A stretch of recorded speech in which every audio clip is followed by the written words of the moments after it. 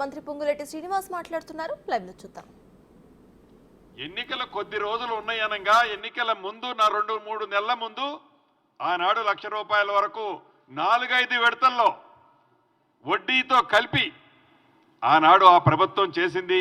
రెండోసారి సుమారు 16,000 కోట్లుంటే ఆనాడు దివంగత నేత రాజశేఖర రెడ్డి గారు ఏదైతే ఓఆర్ఆర్ ఏర్పాటు చేస్తే ఆ ఓఆర్ఆర్ సుమారు 19,000 నుంచి 20,000 కోట్లు రావాల్సిన ఓఆర్ఆర్ని వారి స్వార్థం కోసం తాకట్టు పెట్టి 7,000 కోట్లకు అమ్మి ఆ 7,000 కోట్లు రైతన్నల మీద ప్రేమ ఉన్నట్టు కపట ప్రేమను చూపించి ఎన్నికల్లో లబ్ధి పొందటం కోసం ఆనాటి ప్రభుత్వం చేసింది తప్ప ఈ ఇందిరమ్మ ప్రభుత్వంలో చిత్తశుద్ధితో ప్రభుత్వం వచ్చిన మొదట్లోనే 6 నెలల పూర్తి కాకముందే ఇచ్చిన మాట ప్రకారం 18,000 చేసి మిగతా 12-13,000 చేయటానికి సిద్ధంగా ఉంది.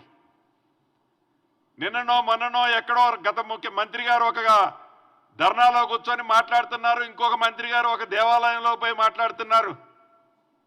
ఏం మాట్లాడుతున్నారా అంటే మాజీ మంత్రివర్యులు మా క్యాబినెట్ గట్ట శృతి సన్నాయి లేదట. మా క్యాబినెట్కి ఏముందో మాకు తెలుసు. మా క్యాబినెట్ ఎంత స్వేచ్ఛమైన వాతావరణంలో ఉందో మాకు తెలుసు.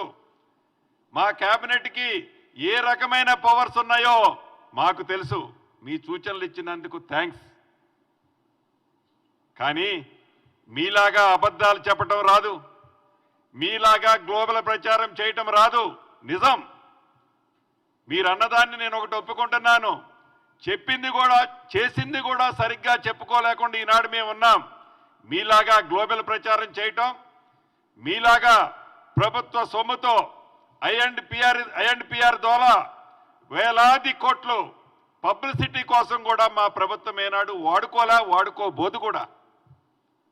మీలాగా మాటలు చెప్పాం, చేతనైతే పనులు చేస్తాం, చేతనైతే చెప్పింది ప్రతిదీ చేస్తాం, చెయ్యకపోతే ధైర్యంగా ఇది చెయ్యలేకపోయామని చెప్తాం. ఉదాహరణకి యావత్తు తెలంగాణ రాష్ట్రంలో ఉండే మా రైతన్నలు 4 కోట్ల ప్రజలు ఒక్కసారి 1-2 విషయాలు మీరు గమనించాలి. మొదటిది, ఏదైతే అభయ హస్తం ద్వారా మీకు ఇచ్చిన హామీలలో మొదటి విడతగా 200 యూనిట్లు ఉచిత విద్యుత్ ఇచ్చాం.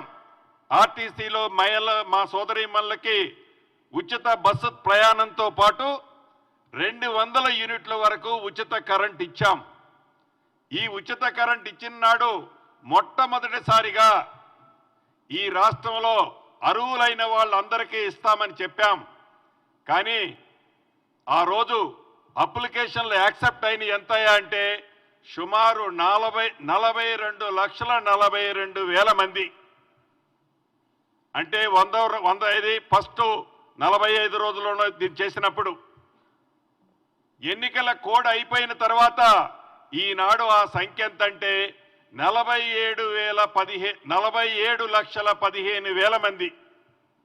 సుమారు 5 లక్షల పైచిలకు పార్లమెంటు ఎన్నికల కోడ్ అయిపోయిన తర్వాత ఎవరైతే లబ్ధిదారులు మిస్ అయ్యారో వారిని కూడా యాడ్ చేశాం. ఆ ప్రక్రియ అంతటితో ఆగిపోలే, అది నిరంతరము జరిగే ప్రక్రియ. అదే రకంగా